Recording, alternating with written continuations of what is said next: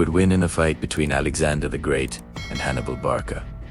Hello and welcome to my channel, where today we're going to find out who would win in a one-on-one fight between two of history's greatest military minds, Alexander the Great versus Hannibal Barca. Alexander the Great, king of the ancient Greek kingdom of Macedon and the first ruler of the Hellenistic world, died at the age of 32 in 323 BC.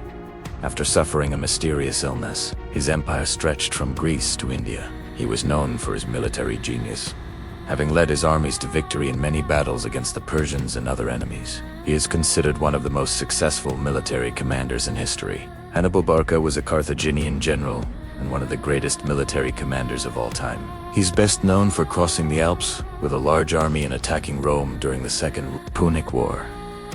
He is also known for his tactical brilliance and for his ability to inspire his troops. He was the son of Hamilcar Barca, who was a general in the Carthaginian army during the First Punic War.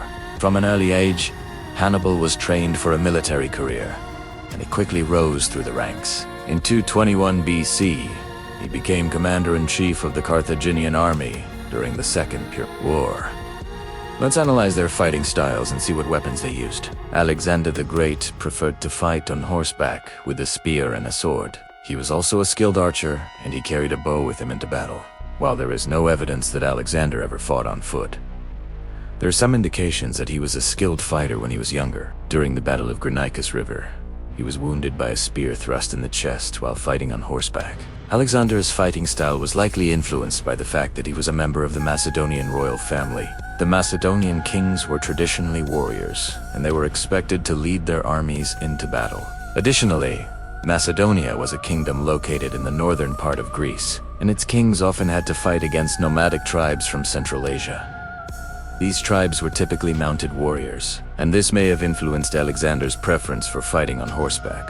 Hannibal Barca, on the other hand, was primarily a military commander, and he did not participate in hand-to-hand combat very often. However, he was a skilled swordsman, and he carried a short sword with him into battle. When he did engage in combat, he was typically on foot. Hannibal was also an expert in military tactics and strategy, and he was able to use his knowledge to defeat much larger armies. He is best known for his tactical brilliance in the Battle of Cannae, where he surrounded and annihilated a Roman army that was 3 times the size of his own. Hannibal's fighting style was likely influenced by the fact that he was a member of the Carthaginian nobility. The Carthaginians were a merchant people, and they did not have a standing army. Instead, they had 2 hire soldiers from other nations. This meant that Hannibal had to be able to adapt his tactics to the soldiers that he had available. Now that we know about their fighting styles, let's talk about their strengths and weaknesses. Alexander the Great's greatest strength was his ability to inspire his troops. He was a charismatic leader, and he was able to get his soldiers to believe in his vision of a united world under Macedonian rule. He was also a brilliant military commander, and he was able to use his tactical skills to defeat much larger armies. However, one of Alexander's weaknesses was his arrogance. He was sometimes overconfident, and he was willing to take unnecessary risks. This nearly cost him the Battle of the River Granicus, where he was seriously wounded. Another weakness was that Alexander was not always able to control his emotions.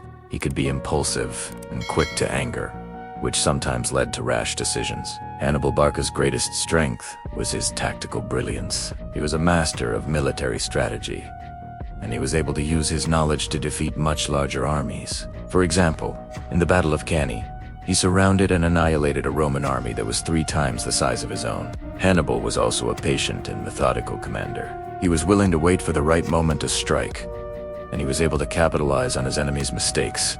However, one of Hannibal's weaknesses was his inability to inspire his troops in the same way that Alexander did. He was not a charismatic leader, and he was not able to get his soldiers to share his vision of a Carthaginian empire. This may have been because Hannibal was a member of the Carthaginian nobility, and he did not have the same connection to his soldiers as Alexander did. Now let's see how they would fare in a fight against each other. Alexander the Great versus Hannibal Barca.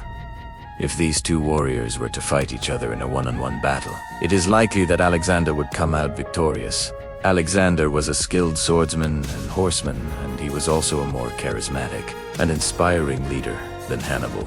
Additionally, Alexander was known for his ability to take risks and his willingness to fight against larger armies, while Hannibal was known for his patience and his ability to wait for the right moment to strike.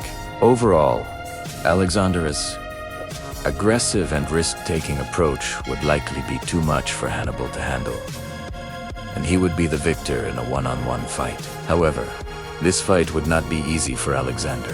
Hannibal was a skilled warrior in his own right, and he would not go down without a fight. Alexander would need to be at the top of his game in order to defeat him. It would be a close and hard-fought battle, but ultimately Alexander's skills and experience would prevail. If they were to fight in a larger battle, it would be a different story.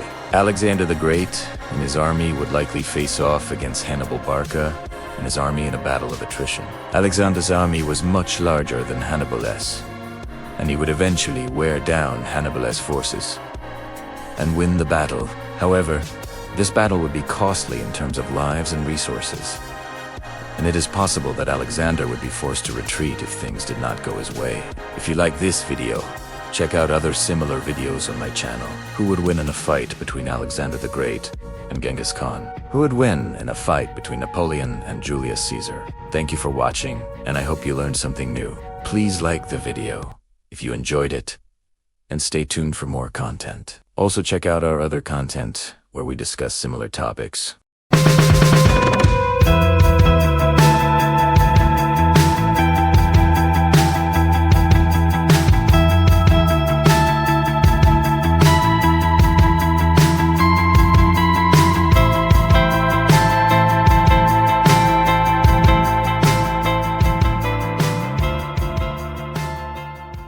Hello everyone and welcome to our channel. My name is Alireza, I'm one of the hosts. This channel is your place for the best biographies. We will be showing you the best biographies from all over the world. You can watch the biography of someone you admire, or the biography of someone you don't like so that you can get a better understanding of who they are. We will be uploading new videos every week. If you have an idea for a great biography that we should cover, please write it in the comment section below. If you have a story to tell about someone you know or about a historical figure, you can also write it in the comments section. We would love to hear from you. You can watch our videos on various platforms. We upload the same content on all of our channels, so you can choose which platform you prefer to watch us on. We upload new videos on all of our channels at the same time, so you can be sure that you will always be able to watch the latest videos on any of the platforms. We hope that you will enjoy our videos and that you will learn something new. The main purpose of this channel is education. We want to educate people about the great people of our world and the stories behind their success. We also want to inspire people to be the best that they can be and to never give up on their dreams. So sit back, relax, and enjoy our videos. We hope that you will find them informative and entertaining. Thank you for watching and see you next time. It is with great pleasure that I introduce to you our new channel. Our new channel is dedicated to bringing you the most amazing stories from all over the world. Stories that will inspire you, entertain you, and make you think. Our team has been hard at work putting together the best stories that we could find from all over the world. Stories that have never been told or have been forgotten over time. We believe that these stories deserve to be shared and that they will resonate with you. Just as a caterpillar must transform into a butterfly, so too must we transform ourselves in order to grow. Our channel is a reflection of that transformation. It is a place where we can share our passion for storytelling with you. We hope that you will enjoy our stories as much as we enjoyed bringing them to you. So sit back, relax, and let our stories transport you to other worlds and times. Let them inspire you, entertain you, and make you think. Thank you for joining us on this journey. Together, we will discover the most amazing stories from all over the world.